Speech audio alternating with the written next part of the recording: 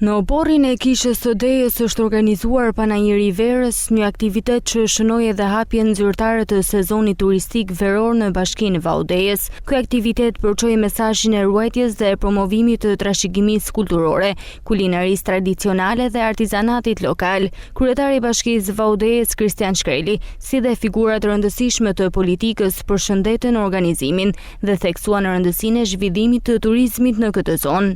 Atëherë siç shihni sot e kanë filluar me panajirin, pra me gatimet e zonës.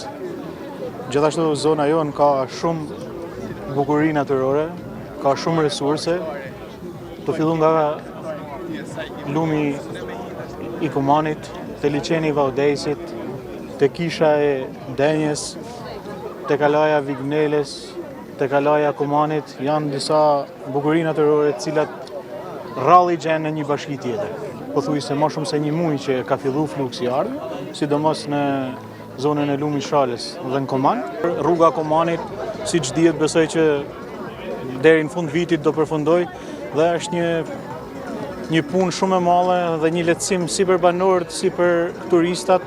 Është një pasqyrë krenarisë që kemi për vendin tonë, për gjithçka përfaqësojmë si komunitet i bashkuar në histori dhe në art.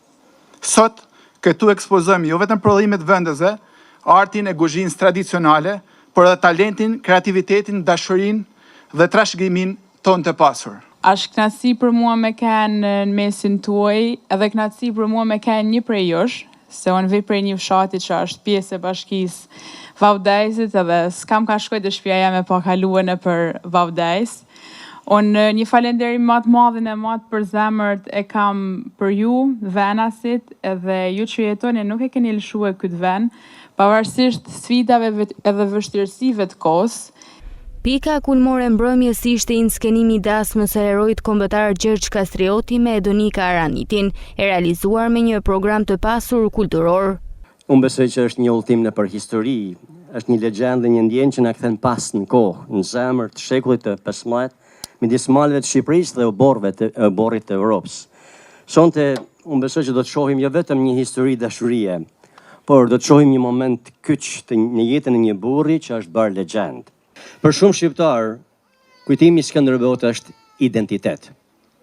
Për gjithë ne sot mund të jetë frymëzim, pavarësisht nëse jemi këtu për historinë, për gjuhën, për kulturën apo thjesht për të mbështetur këta të rinj. Ky panajir bëri së bashku banor dhe vizitor nga zona të ndryshme. Atmosfera u gjallërua edhe më shumë me muzikë live dhe koktejl veror, ndërsa kënga dhe vallja u ndërthurën së bashku duke krijuar një atmosferë festive për të gjithë të pranishmit.